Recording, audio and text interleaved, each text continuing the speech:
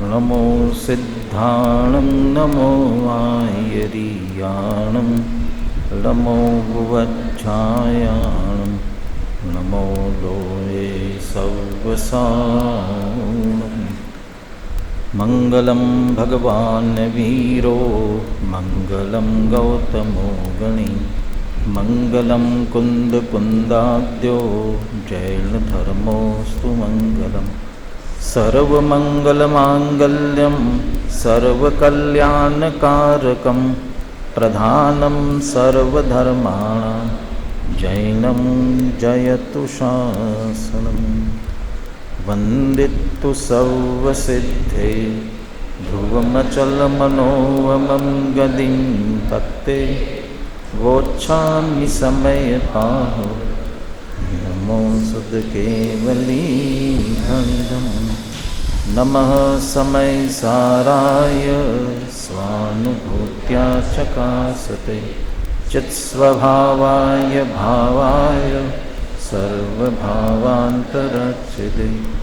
मैं करता हूँ कर्म का कर्म है मेरा कर्म ऐसी मिथ्या मान्यता है मिथ्यात्वधर्म।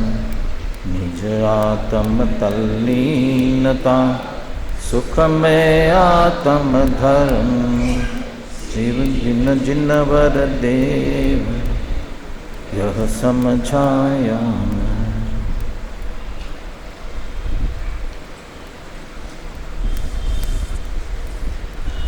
प्रवचन सार की ही चर्चा करे या समय सार प्रारंभ करे, ये दोनों विकल्प चल रहे थे। दोनों ही विषय देखकर आया था, लेकिन समय सार का पाठ प्रारंभ कर दिया तो समय सार की ही चर्चा प्रारंभ करते हैं। अन्यथा संख्या देख कर के विचार कर रहे थे क्या लेवे, संख्या का लोभ रखेंगे तो फिर बिरबल की खिचड़ी की तरह हो जाएगा, कभी सीजेगा ही नहीं।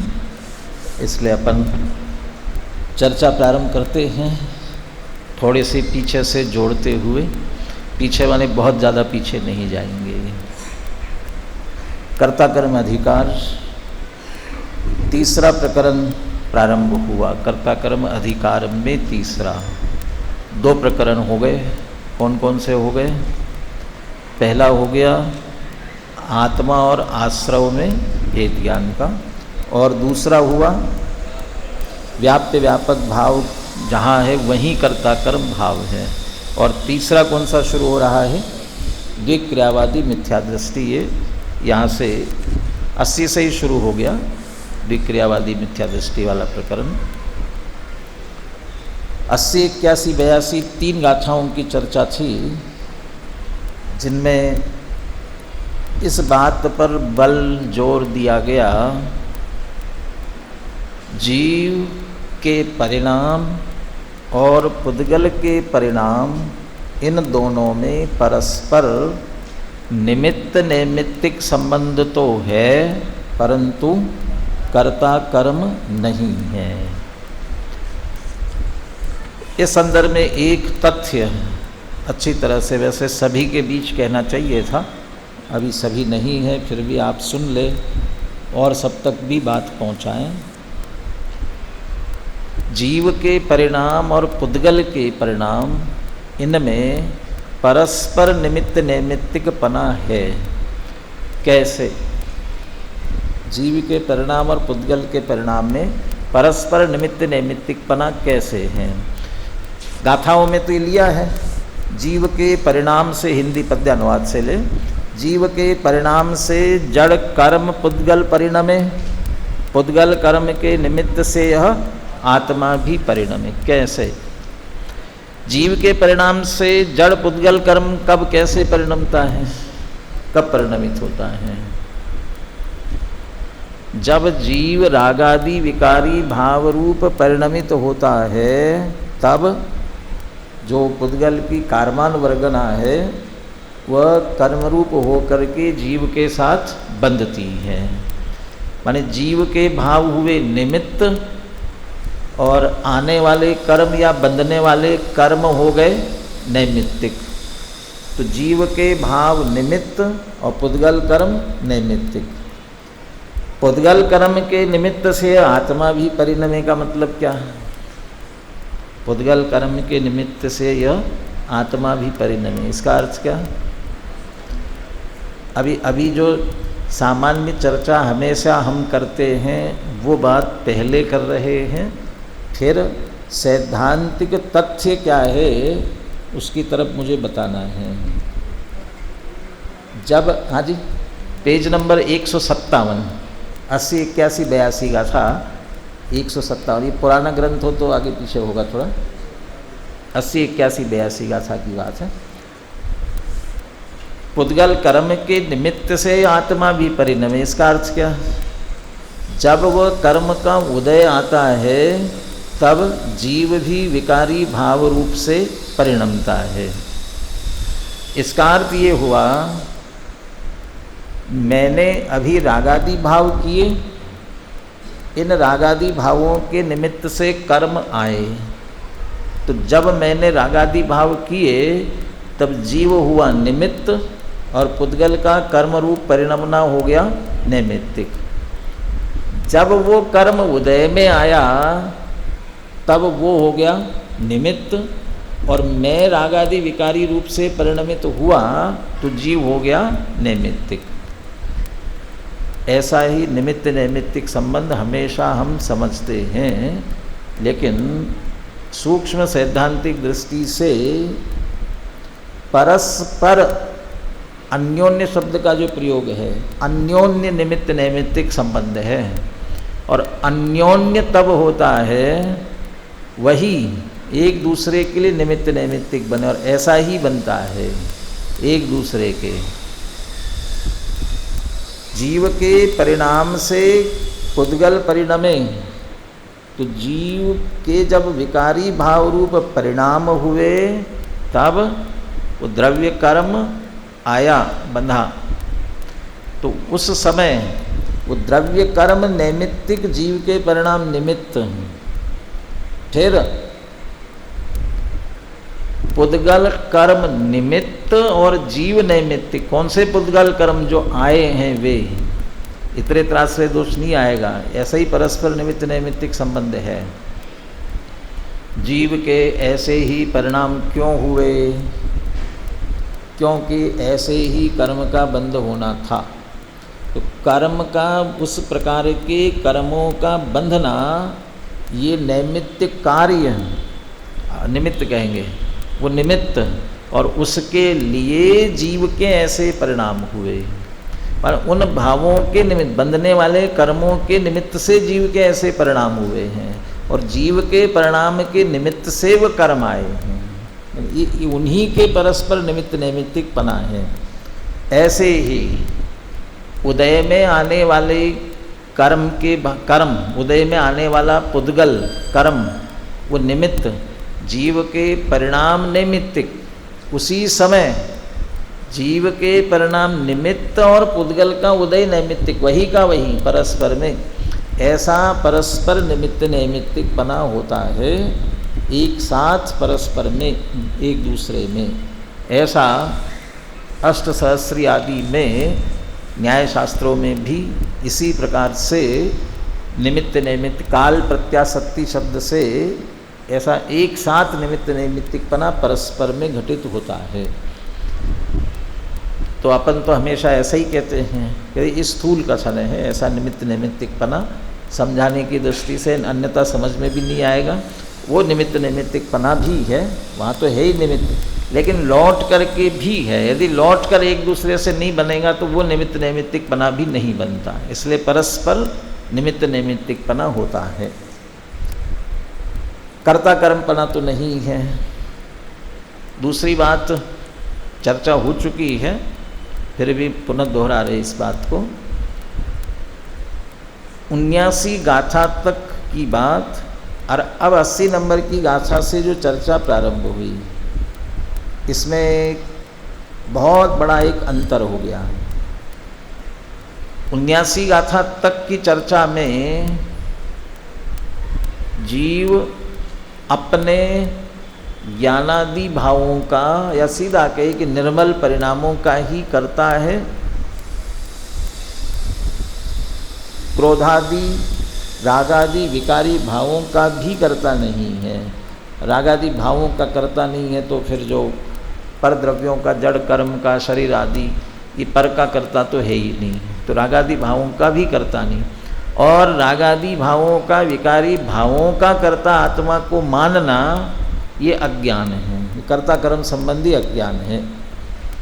जो रागादि विकारी भाव है उनके साथ आत्मा का व्याप्य व्यापक भी नहीं है, ये चर्चा ली गई थी। अभी एकदम चर्चा बदल गई है 80 नंबर की गाथा से ही। यहाँ ये कह रहे हैं जीव के निर्मल अविकारी भाव हो चाहे विकारी भाव हो, उनका कर्ता तो आत्मा है, लेकिन जड़ का कर्ता, पर का कर्ता आत्मा बिल्कुल भी नहीं है। मैंने यहाँ अविकारी भावों को भी शामिल कर लिया। अभी तक अविकारी भावों, विकारी भावों को भी शामिल कर लिया जीव के परिणामों में, और उसके कर्तृत्व को शामिल कर लिया, स्वीकार कर लिया।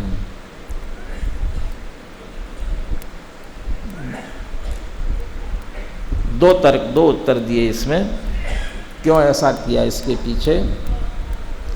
एक तो इसके पहले तक जो चर्चा थी वो ज्ञानी की थी, सम्यक दृष्टि 75वीं गाथा ही ज्ञानी की थी। ज्ञानी हुआ है कैसे ख्याल में आवे, ज्ञानी का लक्षण बताया, ज्ञानी की बात थी। तो ज्ञानी तो अपने निर्मल परिणमन का ही करता है, विकारी भाव का भी करता नहीं है।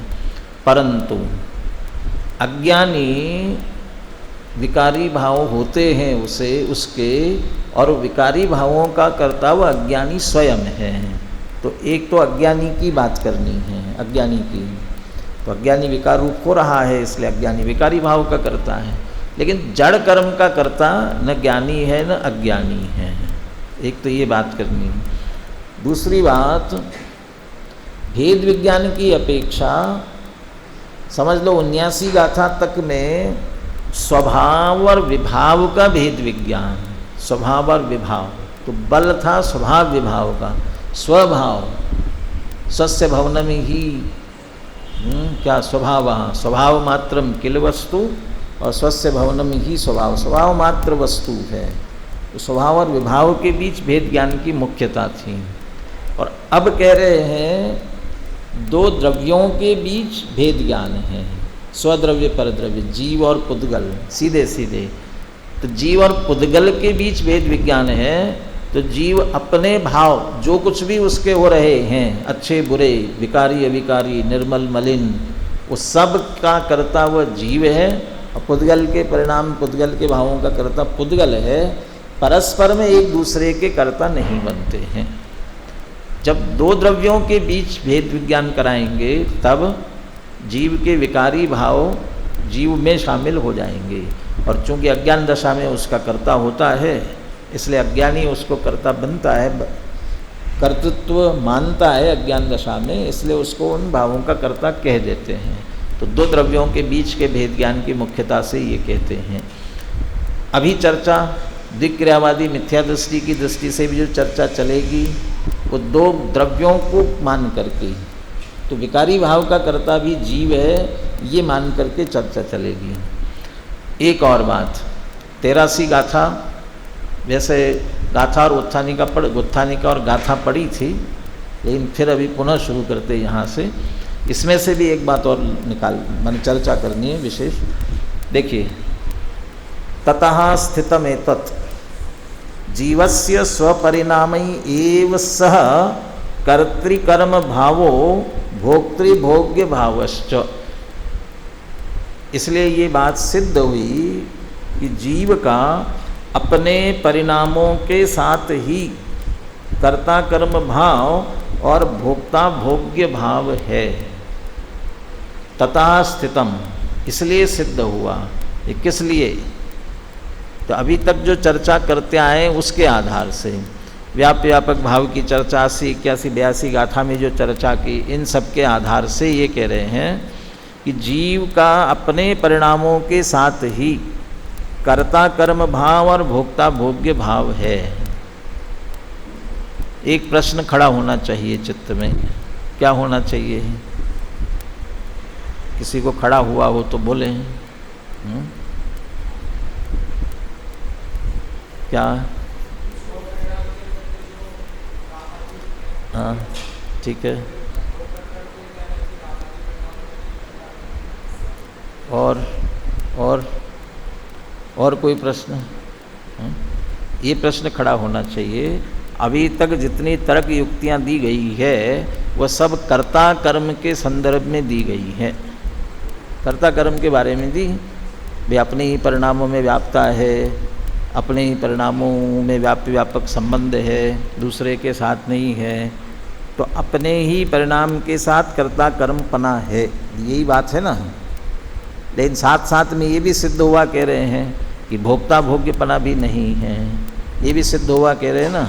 तो तर्क तो आपने कर्ता कर्म की दी है और भोक्ता भोग्य कैसे आ गया इसके साथ साथ में? अपने परिणामों के साथ ही कर्ता कर्म पना है और भोक्ता भोग्य पना है, ऐसा कैसे कह सकते हो? तो अभी गाथा पढ़ते हैं और गाथा अर्थ के बाद जो एक विशेष बात दी गई है, मालूम है नए चक्र में भी इसे पढ़ना है, पढ़ लिया होगा, लेकिन ध्यान आकर्षित करने के लिए फिर से उसे अपन पढ़ेंगे। फिर एक बार मैं पीछे से चर्चा करूंगा इसको लेकर के। गाथा बुलवाई इसलिए फिर से बुलाने की जरूरत नहीं है, बोलिए। निश्चयणय सैवम आदा अपाण में वही करेदी वेद यदि पुणोतम चेव जान अत्ता दुआताणम। हे भव्य जन तुम जान लो परमार्थ से यह आत्मा निज भाव को करता तथा निज भाव को ही भोगता। पद्यानुवाद शब्दशाह सही नहीं है। पद्यानुवाद क्यों? आदा अपान में वही करे दी, इसका शब्दार्थ करो। आदा अपान में वही करे दी। आत्मा किसे करता है? आत्मा को ही करता है। आत्मा किसका करता है? आत्मा का करता है। और पद्यानुवाद में क्या लिख रहे हैं? निज भाव को करता। तो निज भाव कहाँ है? वहाँ पर निज को करता है ऐसा कहो, लेकिन निज में या आत्मा में कुछ करना नहीं है, होना भी नहीं है। द्रव्य दृष्टि से आत्मा, उसमें कुछ नहीं होना है। जो कुछ होना है वो पर्याय में होना है, भावों में होना है। इसलिए भाव के ही करने की बात है। तो आत्मा को ही करता है का मतलब अपने भावों को ही करता है। देवस्तुति में तो यही लिखा, निज को पर को करता पिछान। ऐसे ही हुआ, निज का पर का करता, निज को पर का, पर को निज का। तो वो कोई वहाँ भी भावों की परिणामों की ही बात है। निमित्त नैमित्तिक संबंध में बात करते हुए कहा था, भले ही हम ऐसा कहे जीव पुद्गल का निमित्त है, पुद्गल जीव का निमित्त है, ऐसा कहे तो भी समझना यही है दोनों के परिणामों में निमित्त नैमित्तिक है, द्रव्यों में नहीं है। द्रव्यों में निमित्त नैमित्तिक पना होवे तो फिर कार्य सदैव होते रहेंगे। आपको बैठना मुश्किल हो जाएगा यहाँ।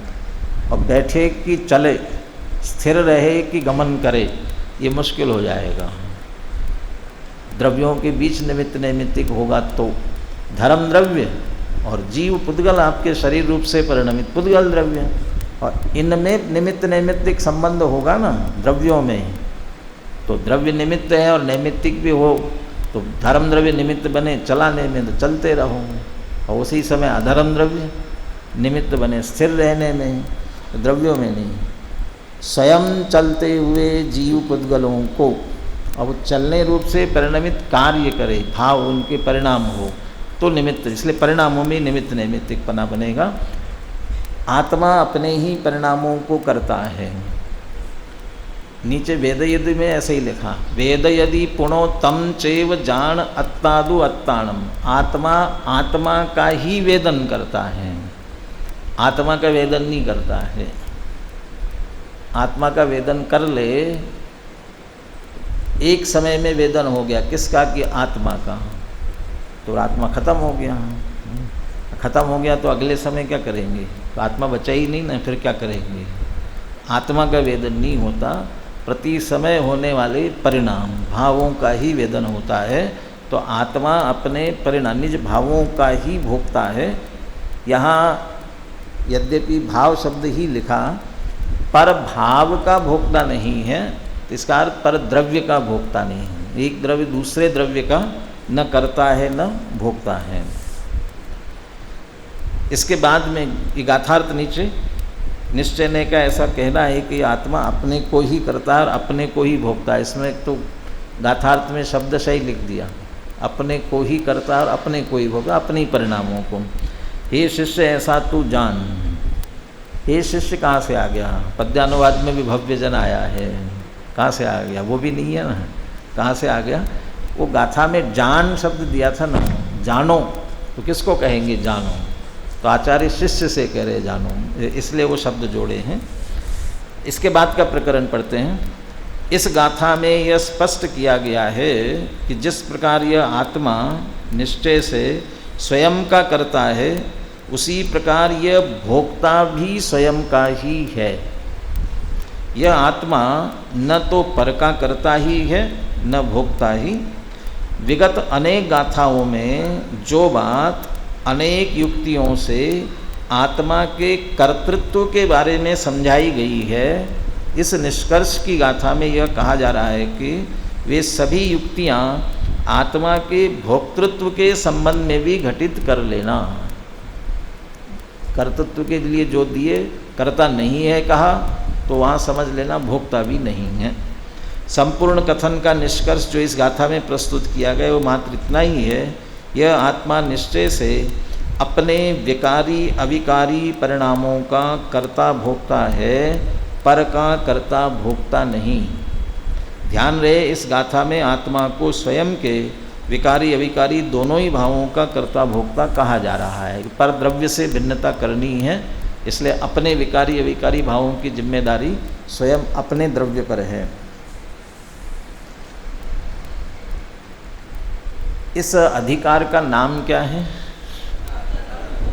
हाँ, कर्ता कर्म भोक्तृ भोग्य अधिकार, क्योंकि दोनों की चर्चा है इसलिए इतना लंबा नाम है, लेकिन लिखा कितना है? ये कर्ता कर्म अधिकार। ऐसा क्यों किया? जैसा क्षमावाणी किया वैसा। क्षमावाणी अभी मना क्या है ना, क्षमावाणी क्यों कहते हो?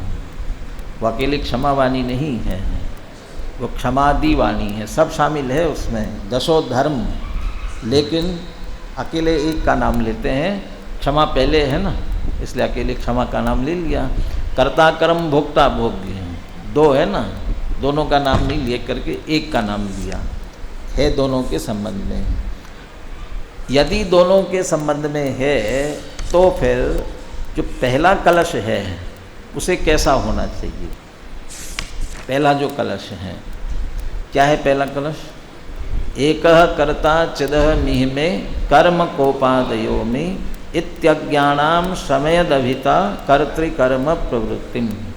इसको बदलो, क्या हो सकता है? या फिर एक और कलश बनाओ, इसमें क्या होना चाहिए? एकः भोक्ता चिदः निह में भोग्य कोपादयो में। इस लोक में चैतन्य स्वरूप आत्मा में एक भोक्ता और क्रोधादि भाव मेरे भोग्य, ये भी जुड़ेगा। अब दोनों एक साथ जोड़ना है।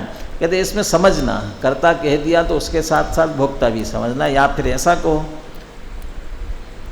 एक चैतन्य स्वरूप आत्मा कर्ता भोक्ता है और क्रोधादि भाव उसके भोक्ता क्या कर्म और भोग्य है।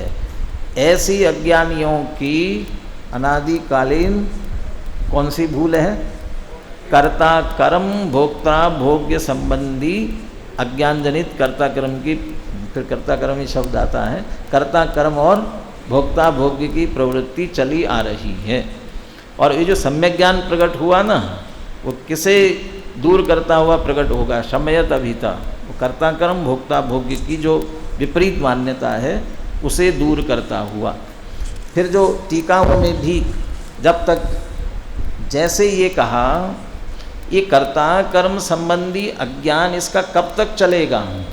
कि जब तक आत्मा और आश्रव में भेद ज्ञान नहीं जानेगा तब तक कर्ता कर्म संबंधी अज्ञान इसका चलता रहेगा। ऐसा ही ये भोक्ता भोग्य संबंधी अज्ञान इसका कब तक चलेगा? कि जब तक आत्मा और आश्रव में भेद नहीं जानेगा।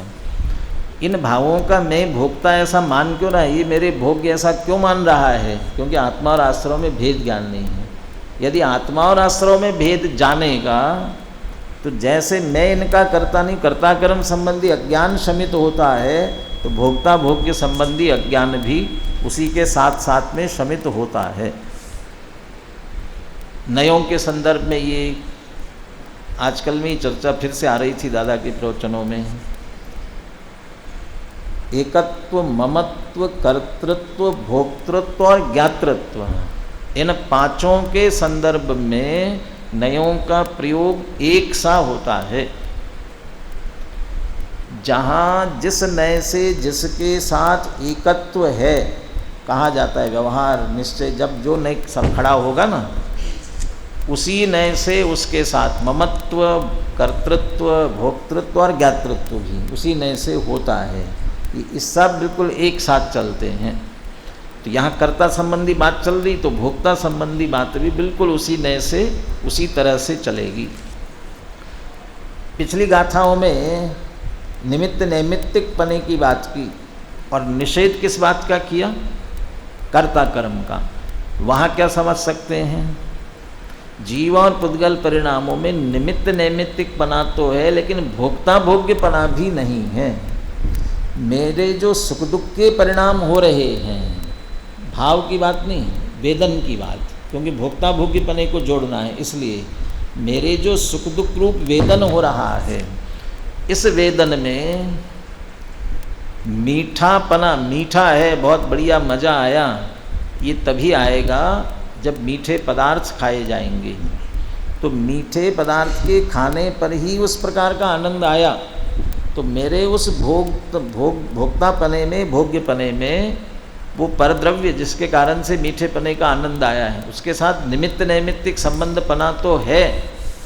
मैं मीठे लड्डू का भोक्ता नहीं हूँ, उस मीठे लड्डू के कारण से मीठा ऐसा जो मेरा परिणाम हुआ था, उस परिणाम का ही मैं भोक्ता हूँ, वो परद्रव्य का भोक्ता नहीं है। तो परद्रव्य के साथ भोक्ता भोग्य संबंध नहीं है। उस प्रकार के भोग के परिणाम में भले ही वह निमित्त बन रहा हो तो भी, तो निमित्त नैमित्तिक संबंध तो हो सकता है, भोक्ता भोग्य संबंध नहीं हो सकता। तो कर्ता कर्म के साथ भोक्ता भोग्य भी इसी तरह से समझना है।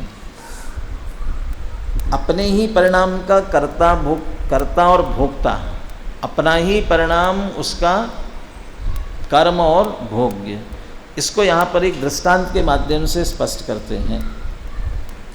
आज अपन दृष्टांत की चर्चा पूरी पढ़ेंगे, फिर इसे कल सिद्धांत पर घटित करेंगे। संस्कृत टीका में दृष्टांत पढ़ लेते हैं। अमृतचंद्र आचार्य की शैली तो आपको मालूम ही है कि सांगोपांग घटित करते हैं, तो कल सिद्धांत पर बिल्कुल उसी तरह से सांगोपांग घटित करेंगे।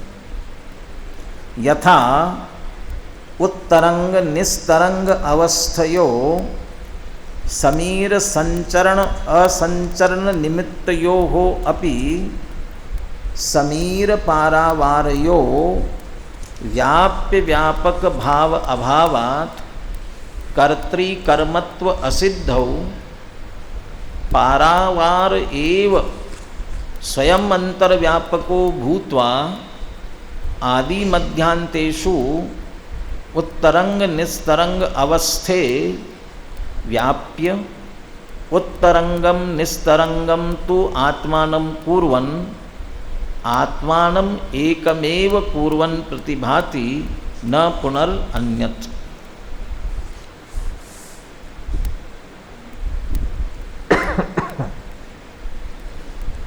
संस्कृत लिख रहे हैं और हम भी संस्कृत लिखते हैं, लेकिन विभक्ति कहाँ कैसी, एक वचन द्विवचन, वो बराबर ध्यान रखते हुए आचार्य वो तो अच्छी तरह संस्कृत भाषा के भी ज्ञाता ही थे, संस्कृत में ही पूरी टीका लिखी है। हम है तो हिंदी, मातृभाषा तो हमारी हिंदी है, और फिर हम संस्कृत में लिखना पड़ता है, तो सोच सोच के लिखना पड़ता है। इसके लिए कहा था भाषा पे अधिकार तो तब होता है जब उसी में सोचे हिंदी में और फिर बोले संस्कृत में, तो कठिन हो जाता है। फिर वो तो ट्रांसलेट करना पड़ेगा आपको, अनुवाद करके ही बोल सकें, और अनुवाद करेंगे तो कहीं ना कहीं गलती होगी, और सोचना ही उसी भाषा में होगा तो फिर गलती नहीं होती है। तो सोचते हिंदी में और फिर बोलना या लिखना संस्कृत में पड़ता है, इसलिए गलतियाँ होती हैं। इनकी गलती इसलिए नहीं होती होगी आचार्य की, वो सोचते भी संस्कृत में होंगे। यहाँ बहुत सारी द्विवचन की बात आई, इसलिए मैंने ये बात कही, और कहीं गलती नहीं पकड़ोगे आप, पकड़ने की कोशिश करना है। और यदि कदाचित एक आध गलती समझ में आई तो फिर क्या होगा? फिर आचार्य गलत है ऐसा कहेंगे? अरे ऐसा नहीं कहेंगे। फिर एक व्याकरण लिखेंगे और इसको सिद्ध करेंगे, ऐसा भी रूप बनता है विकल्प से। विकल्प से ऐसा भी रूप बनता है, गलत नहीं हो सकता। लेकिन चलिए देखिए, यथा यहाँ उदाहरण ये दिया गया है, समुद्र की दो अवस्थाएं पकड़ी। चूंकि जीव अपने विकारी अविकारी, ये दो के लिए उदाहरण बनाना है। जीव अपने विकारी अविकारी भावों का कर्ता और भोक्ता है, इसके लिए दृष्टांत लिया है समुद्र की उत्तरंग निस्तरंग अवस्था। उत्तरंग और निस्तरंग, उत्तरंग माने क्या होगा? बहुत सारे रंग जिसमें आ रहे हैं ऐसे, है ना। और निस्तरंग माने कोई रंग जिसमें नहीं है, ऐसा। रंग नहीं है यहाँ पर, तरंग है। और तरंग किसे कहते हैं? लहरों को, लहरें। और उत्तरंग माने जिसमें लहरें उठ रही हैं, लहरें उछल रही है। समुद्र लहरा रहा है, समुद्र में बड़ी बड़ी लहरें उठ रही हो। और निस्तरंग माने जिसमें बिल्कुल तरंगे निरस्त हो गए, शांत हो गया है, कोई लहरें नहीं उठ रही, बिल्कुल शांत समुद्र है। इसमें विकार कौन सा समुद्र की अपेक्षा से? विकारी अवस्था कौन सी और अविकारी अवस्था कौन सी? समुद्र के लिए विकारी अवस्था कौन सी और अविकारी अवस्था कौन सी? उत्तरंग अवस्था और निस्तरंग अवस्था में समुद्र की विकारी दशा कौन सी, अविकारी दशा कौन सी? उत्तरंग विकारी अविकारी? विकार। और निस्तरंग अविकार। निस्तरंग शांत, क्योंकि समुद्र जो है शांत धीर गंभीर है। धैर्य गंभीर के लिए समुद्र की उपमा दी जाती है। नहीं फिर लहरें उठती हुई दिखती हमेशा, तो ये वही कहने वाले हैं। उसकी लहरें उठना है औपारी, वो हवा की निमित्त से उठ रही है, इसलिए उसको विकारी दशा की बात करेंगे। उत्तरंग निस्तरंग अवस्थयो, षष्ठी का द्विवचन। उत्तरंग और निस्तरंग अवस्था में, उसको जो अवस्था हो रही है दोनों प्रकार की, उन उत्तरंग निस्तरंग अवस्था में समीर संचरण असंचरण निमित्तयो। समीर कौन है ये? किसी का नाम है? अपने यहाँ नहीं है किसी का नाम। समीर, समीर माने वायु, हवा। वायु शब्द लिखते हैं ना, वायु शब्द लिखते हैं, लेकिन संचरण, इस भाषा का भी सौष्ठव बनाने की कोशिश करते हैं। समीर संचरण, अनुप्रास हो गया ना स शब्द का, समीर संचरण। तो हवा का चलना और असंचरण निमित्त यो अपि। अब ये क्रम से लगाना है। मूल किसकी बात चल रही है? पारावार की। समुद्र के लिए शब्द दिया इसमें पारावार। तो पारावार के समुद्र के उत्तरंग और निस्तरंग दो प्रकार की अवस्था, और उसमें निमित्त कौन बन रहा है? समीर संचरण असंचरण। तो उसके उत्तरंग अवस्था में कौन निमित्त बनेगा? समीर संचरण, हवा का चलना। समुद्र में लहरें क्यों उठ रही है? क्योंकि हवा चल रही है। समुद्र में बड़ी बड़ी लहरें क्यों उठ रही है? क्योंकि बड़ी बड़ी हवा चल रही है, माने तेज हवा चल रही है। और जो अभी क्या सुनामी आती है, बड़े बड़े आते हैं ना, ऐसा क्यों?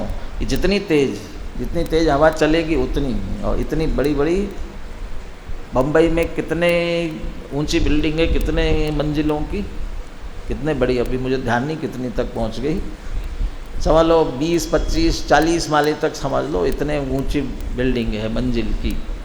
अब सुनामी जैसे आने लगती है ना, उतनी बड़ी लहरें, जितनी वो मल्टी स्टोरी जितनी बड़ी बड़ी है, उतनी ऊंची ऊंची लहरें उठ जाती हैं। तो वो समीर संचरण, हवा जितनी तेज चल रही है उतनी, तो हवा का चलना उनके तरंगों के उठने में निमित्त है। और ज़्यादातर सुबह चले जाओ ना समुद्र के पास, शाम को चलो तो उछलता हुआ दिखेगा, और सुबह जाओ तो बिल्कुल शांत दिखेगा। तो अभी शांत क्यों है? क्योंकि अभी हवा नहीं चल रही है। तो समीर असंचरण, हवा का नहीं चलना, हवा का चलना निमित्त है उत्तरंग अवस्था में, और हवा का नहीं चलना निमित्त है निस्तरंग अवस्था में। हवा का नहीं चलना भी निमित्त हो सकता है क्या? नहीं चलना तो ये तो है ही नहीं, फिर क्या निमित्त बन रहा है? वो अविकारी दशा के साथ जोड़ना है, कर्म का अभाव जोड़ना है उसे, इसलिए यहाँ ये निमित्त रूप, वो स्वभाव रूप हो गया वैसे। क्यों समुद्र उछल क्यों नहीं रहा है? स्वरूप है उसका सहज रहना। लहरें क्यों उठ रही? कि हवा चल रही, इसलिए वो उसके साथ निमित्तिक संबंध है। लेकिन निस्तरंग अवस्था के लिए भी हवा के नहीं चलने को निमित्त कहा गया। इनके निमित्तयोरपि, ऐसा निमित्त होने पर भी, तो निमित्तिक संबंध तो स्वीकार कर लिया। समीर पारावार यो व्याप्य व्यापक भाव अभावात, लेकिन समीर माने हवा और पारावार माने समुद्र, इनमें परस्पर में व्याप्य व्यापक भाव का अभाव होने से, हवा की जगह है और जो समुद्र है समुद्र की जगह है। समुद्र पानी का समूह है, हवा अलग है, तो एक दूसरे में नहीं व्यापते हैं। हवा आकर के समुद्र में लहरें उठा करके और चली जाती है, पानी वहीं के में रह जाता है। व्याप्य व्यापक संबंध दोनों में नहीं, एक दूसरे में व्यापते नहीं। हवा पानी में नहीं व्यापती, पानी हवा में नहीं व्यापता। ऐसा परस्पर व्याप्य व्यापक भाव का अभाव होने से कर्तृकर्मत्व असिद्धौ, कर्ता कर्मपने की असिद्धि है। कर्ता कर्मपना दोनों में परस्पर में नहीं है। माने हवा लहरों को नहीं कर रही है, समुद्र की लहरों को हवा नहीं कर रही है, और शांत हो गया है तो हवा ने शांत नहीं किया, हवा नहीं चल रही इसलिए शांत हो गया, ऐसा नहीं। व्याप्य व्यापकपना नहीं, निमित्त नैमित्तिकपना, व्याप्य व्यापकपना नहीं है। तो फिर लहरें कौन उठा रहा है? कहाँ से आई लहरें, कैसे उठ रही है? पारावार एव स्वयं अंतर्व्यापको भूत्वा आदि मध्यांतेषु उत्तरंग निस्तरंग अवस्थे व्याप्य। वो कह रहे व्याप्य व्यापकपना किसका किसके साथ में है? वो जो बहुत बड़ी बड़ी लहरें उठ रही है ना, उसकी जो उत्तरंग अवस्था, उसमें कौन व्याप रहा है? कौन हो? किसकी लहरें हैं ये पानी की है, यानी हवा की है। ये हवा की हो तो समुद्र की लहर नहीं कहलाएगी। यहाँ जैसे समझ लो बिल्कुल खाली जगह है और यहाँ भी तेज़ हवा चल रही है, तो लहरें उठती है क्या? कहाँ मालूम पड़ती है? हवा उठ रही है, कम हो रही है, तेज़ हो रही है, कहाँ पता पड़ता है? हाँ, पता चलता है तब जब उसके साथ धूल उड़े। धूल उड़ती है ना उसके साथ साथ में, धूल तेज़ी से उड़ने लग जाए तो हम समझते तेज़ हवा चल रही है, और धूल धीरे धीरे हो रही हो तो धीरे कम चल रही है ऐसा समझते। लेकिन यहाँ बिल्कुल धूल नहीं है, पक्की जगह है, और ऐसे में हवा चल रही है, तेज़ तेज़ चल रही है, तो धूल भी नहीं उड़ रही तो नहीं दिखाई देता। वो जो लहर उठ रही है ऊंची ऊंची, अभी कहा कि वो बिल्डिंग हो जितनी ऊंची, वो पूरे में कौन व्याप रहा है? आदि मध्यांतेषु, वो जो तरंग उठी है समुद्र से लेकर के बहुत ऊंचाई तक, वो उसके आदि माने समुद्र जहाँ शुरू हो रहा है वहाँ से वो लहर के मध्य में और बिल्कुल ऊंचाई अंत में, आदि मध्य अंत में कौन व्याप रहा है?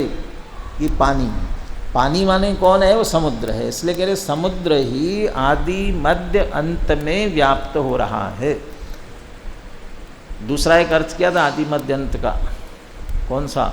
घट और मिट्टी की बात करते हुए आदि मध्य अंत, ये तो हो गया क्षेत्र की अपेक्षा आदि मध्य अंत, एक काल की अपेक्षा आदि मध्य अंत बताया था कि कैसे बिल्कुल अभी शांत समुद्र है और अब लहरें उठना शुरू हो गई, प्रारंभ हो गई।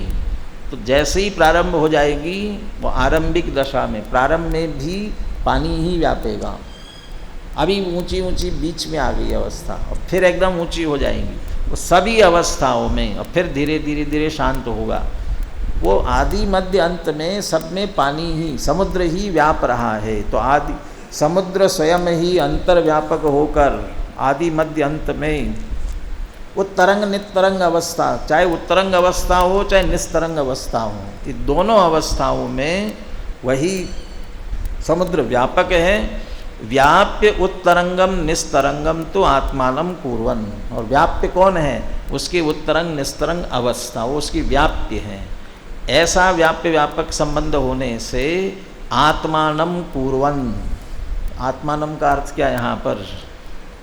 आत्मानम माने आत्मा को, यहाँ आत्मा नहीं है, समुद्र अपने आप को, समुद्र की तरफ से कह रहे हैं। वह पारावार समुद्र जो है अपने को स्वयं को ही करता है। आत्मानम एकमेव कुर्वन् प्रतिभाति, वो स्वयं अकेला ही करता प्रतिभासित होता है। न पुनरन्यत, दूसरा कोई नहीं। दूसरा कोई नहीं माने कौन नहीं? हवा नहीं। भले ही हवा का चलना निमित्त होता हो, इन कर्ता कर्म संबंध नहीं कहलाएगा। इतनी बड़ी बड़ी लहरें क्यों चली?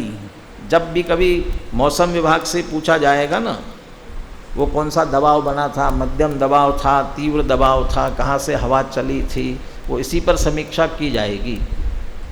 इसका अर्थ वो निमित्त नैमित्तिक संबंध की अपेक्षा से बात करते हैं। हवा ने ऐसी लहरें उठाई, भले ही ऐसा कहा जाता हो तो भी यहाँ सैद्धांतिक दृष्टि से हवा उसकी कर्ता नहीं है। तो कौन है? कि समुद्र स्वयं है। तो समुद्र अपने आप कैसे उछलेगा?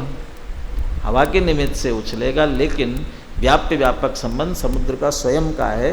इसलिए समुद्र ही अपनी उस तरंग निस्तरंग अवस्था का स्वयं करता है, व्याप्य व्यापक भाव होने से। एक वाक्य अपन ने छोड़ दिया, वो भाव्य भावक भोक्ता भोग्य संबंधी है। ऐसे ही वह पारावार स्वयं ही भाव्य भावक भाव से स्वयं को अनुभव करता है। इसलिए वो स्वयं का भोक्ता भोग्यपना उसके स्वयं में है, पर के साथ उसका भोक्ता भोग्यपना नहीं है। हवा के साथ भाव्य भावक संबंध नहीं है, उसको भोग भी रहा है समुद्र स्वयं, हवा नहीं भोग रही है। वो अनुभवन शब्द का प्रयोग किया है। तो उदाहरण में भी थोड़ा अपन कल देखेंगे। अब इसे आत्मा पर घटित करेंगे। निमित्त के रूप में कौन लेंगे? कर्म को लेंगे। तो कर्म निमित्त और आत्मा के दो तरह की विकारी अविकारी दशा को लेते हुए उस पर सिद्धांत पर घटित करेंगे।